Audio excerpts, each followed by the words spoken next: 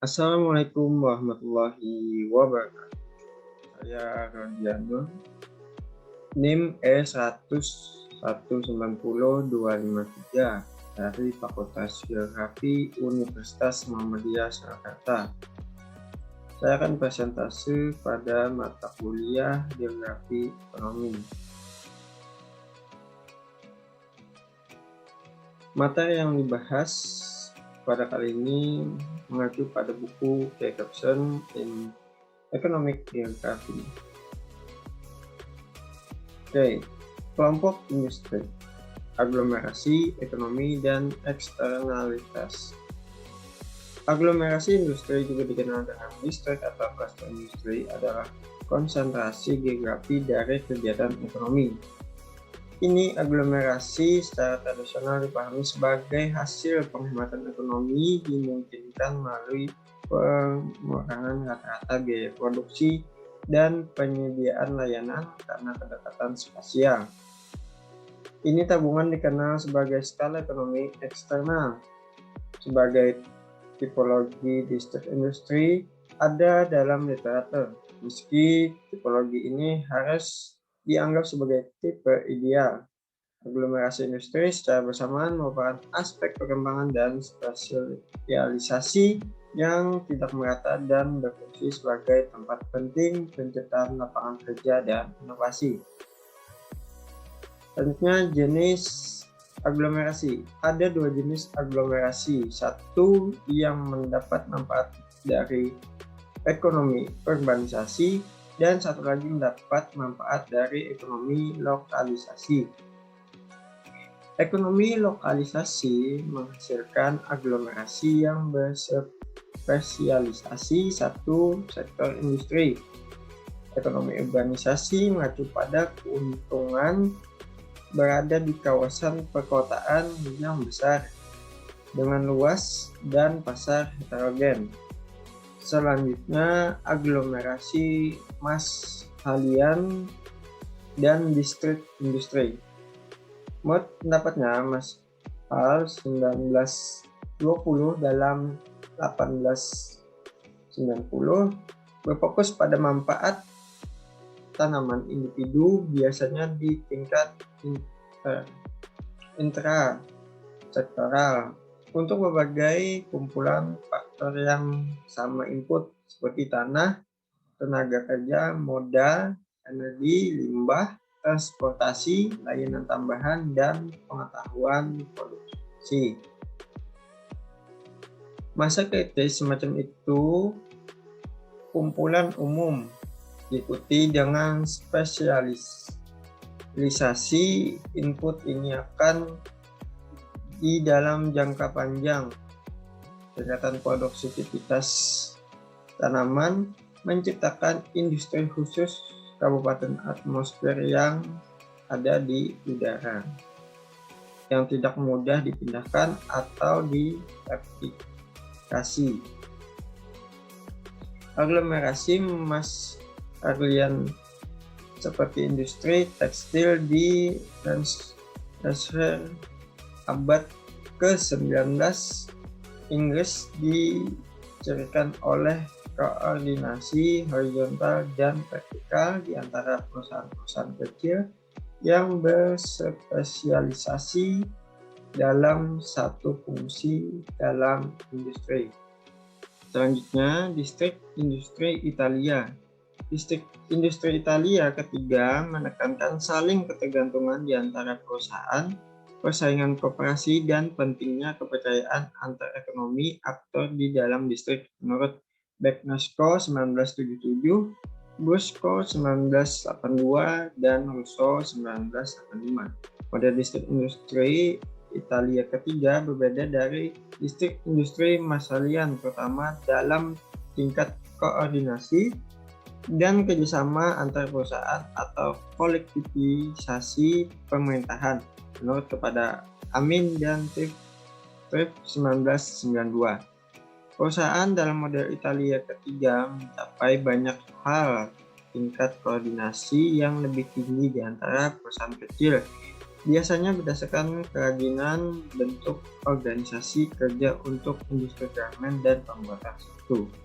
Selanjutnya, geografi inovasi, GREMI, atau kepanjangan dari Group de Recherche Relevant Sources Mix Innovator. Kelompok di Paris termasuk yang pertama mempresentasikan tesis lokal tertentu, itu distrik industri memenuhi syarat sebagai mix inovatif.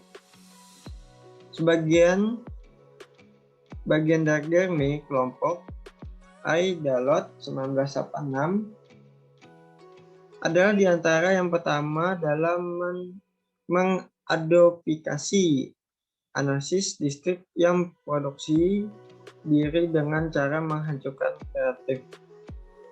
GREMI menghadapi mix inovatif sebagai ruang membentuk ruang, pendekatan ruang aktif, dan berfokus pada peran lintasan teknologis endogen dalam bentuk ruang produksi. Menurut Aki 1992. Asim dan Cronon 2005 mendefinisikan sistem inovasi regional sebagai infrastruktur kelembagaan yang mendukung inovasi dalam struktur produksi suatu daerah.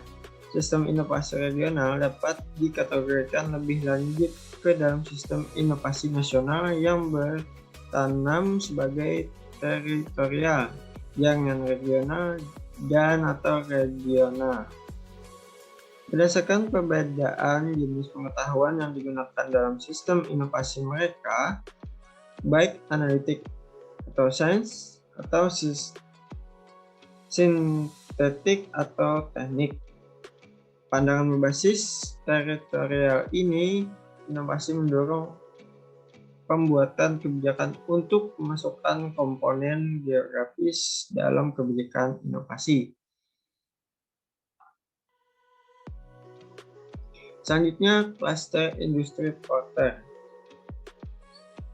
Klaster yang ditentukan oleh Porter sebagai konsentrasi geografi dari perusahaan yang saling menghubungkan pemasok khusus, penyedia layanan, perusahaan industri terkait, dan terkait institusi, misalnya universitas, lembaga standar, asosiasi perdagangan.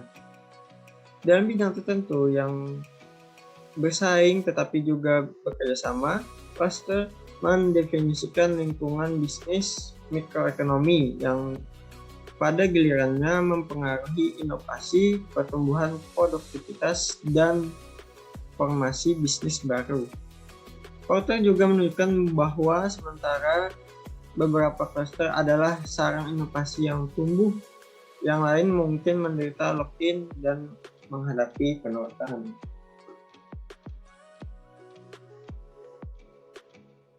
Menurut Martin dan Shirley 2003 berpendapat bahwa teori Porter tentang cluster lebih merupakan kreasi analitis daripada kenyataan dan menuduh Porter dari elektisisme, kekurangannya kekhususan terutama dimensi sosial, dan koneksi menempatkan kelompok dalam dinamika industri dan inovasi yang lebih luas.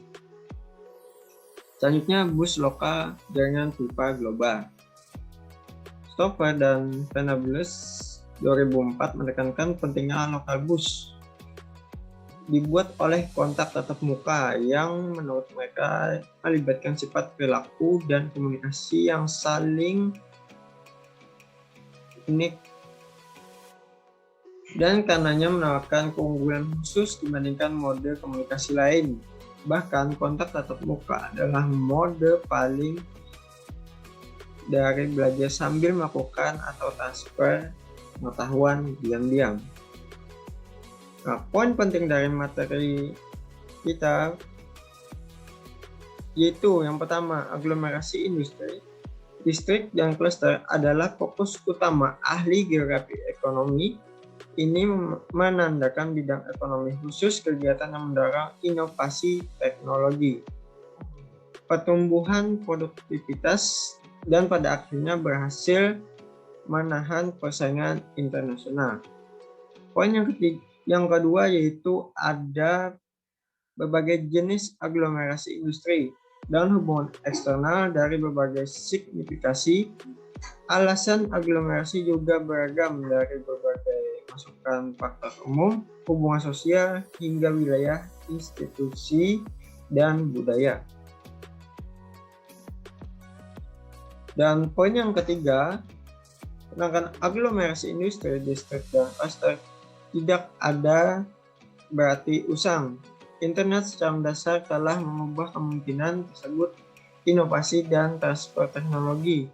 Ini karena tatap muka kontak menjadi lebih mode komunikasi yang lebih unggul, terutama dalam pembelajaran sambil makan dan transfer pengetahuan diam-diam.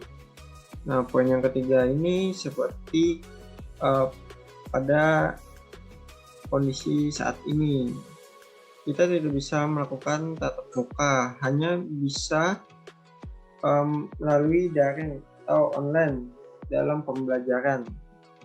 Maka dari pembelajaran tatap muka atau luring itu merupakan pembelajaran yang mudah dipahami dan lebih enak dalam menyampaikan ilmunya. Oke, untuk materi ini sudah selesai. Sekian, semoga bermanfaat bagi kalian semua. Sekian dari saya, mohon maaf apabila terkena hidayah. Assalamualaikum warahmatullahi wabarakatuh.